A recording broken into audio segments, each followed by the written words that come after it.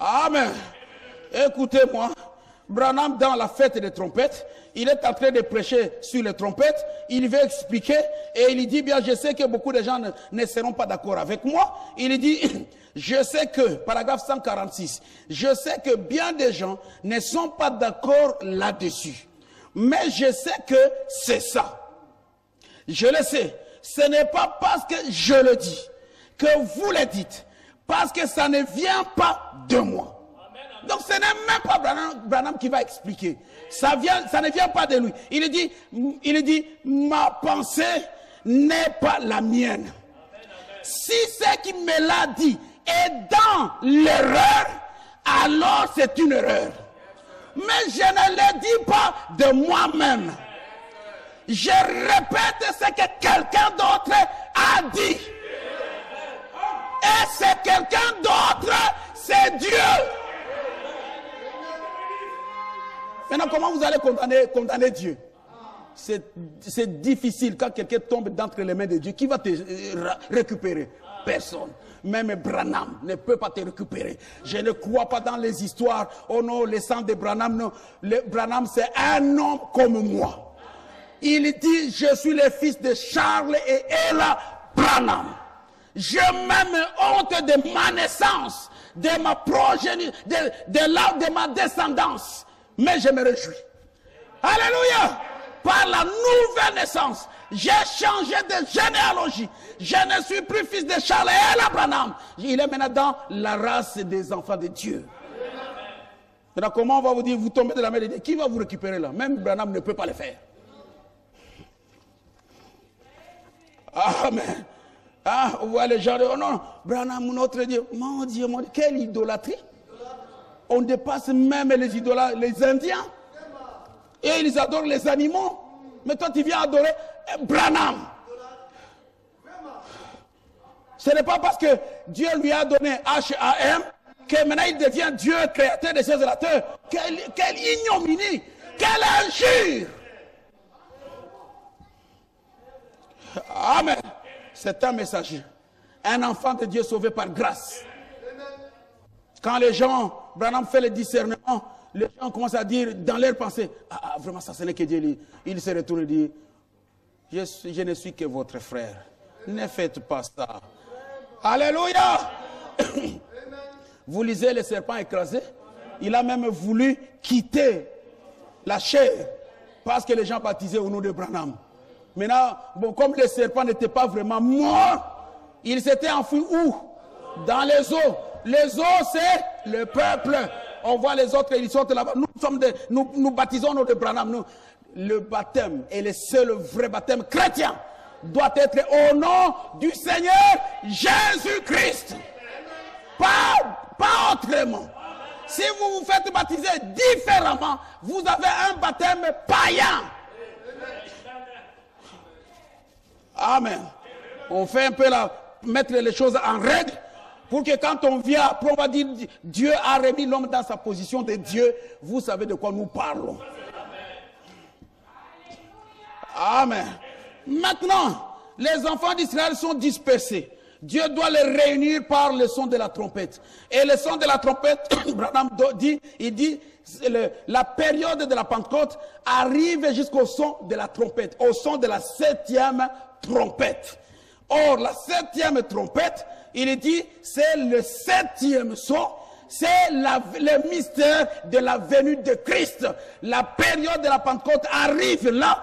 Christ doit être de nouveau manifesté sur la terre et être agité devant le peuple. Amen. Maintenant, comment ce rassemblement-là s'est passé? N'est-ce pas? Pour qu'ils viennent et reconnaître leur expiation. William Branham dit, les Juifs ont été éparpillés partout. Dieu a pris la décision de les rassembler.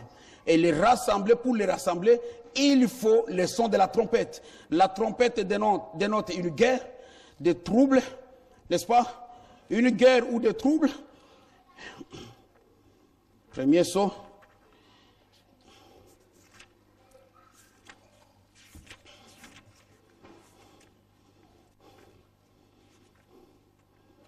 Oh my. dans le premier sceau.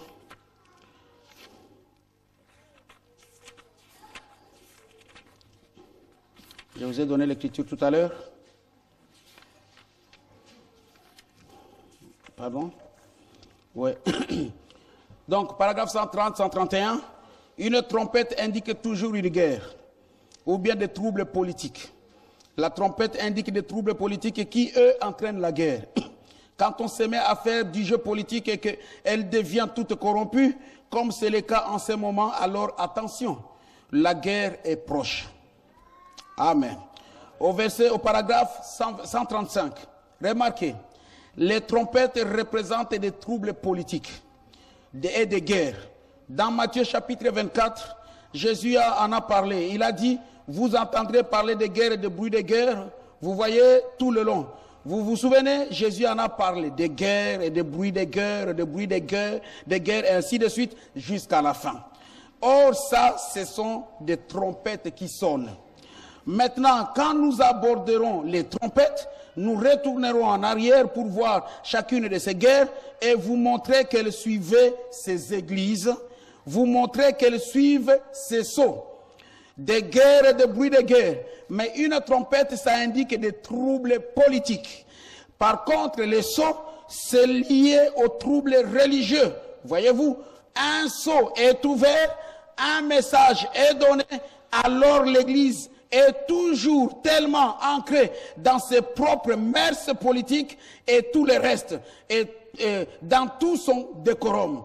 Et quand le vrai message est donné, le messager va de l'avant et il les secoue dans tous les sens. C'est vrai, il y a des troubles religieux quand un sceau est ouvert. C'est bien ce qui s'est passé. Et les sceaux, quand ils sont ouverts, les sceaux amènent des troubles religieux, les trompettes amènent des troubles politiques. Et comme les sceaux et les trompettes, pour nous les gens des nations, sonnaient au même moment, donc nous sommes partis de guerre, bruit de guerre, jusqu'à ce que nous arrivions dans notre temps. Et Frère Branham dit que le rassemblement, comme les sons des trompettes doivent rassembler Israël, Israël a ces trompettes qui doivent sonner pour les rassembler. Et le rassembler, c'est pour une raison. Et la raison primordiale de leur rassemblement, c'est pour qu'ils reconnaissent leur expiation qu'ils n'ont pas reconnue à la fête de Pâques. Amen. Et comme maintenant, ils doivent être rassemblés au son des trompettes, donc il doit y avoir des guerres. Les trompettes sonnent, les guerres sont annoncées et Israël se rassemble en guise de reconnaître le roi qu'ils avaient rejeté au départ. Alléluia! Et pendant qu'Israël se rassemble, nous aussi de notre côté, nous sommes aussi en train de nous rassembler. Amen. Frère Branham dit,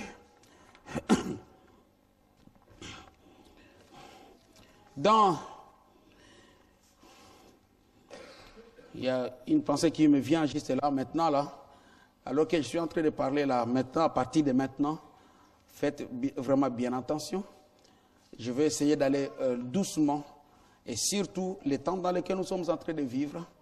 Frère Branham dit dans les actes du Saint-Esprit, je pense, il dit que nous les ministres, nous devons prêcher avec force que nous sommes au temps de la fin, afin que le peuple de Dieu puisse savoir comment se préparer. Nous nous réunissons ici, nous parlons de la Pentecôte, nous savons ce que signifie la Pentecôte, mais n'oublions pas que tout ceci nous amène à la fin.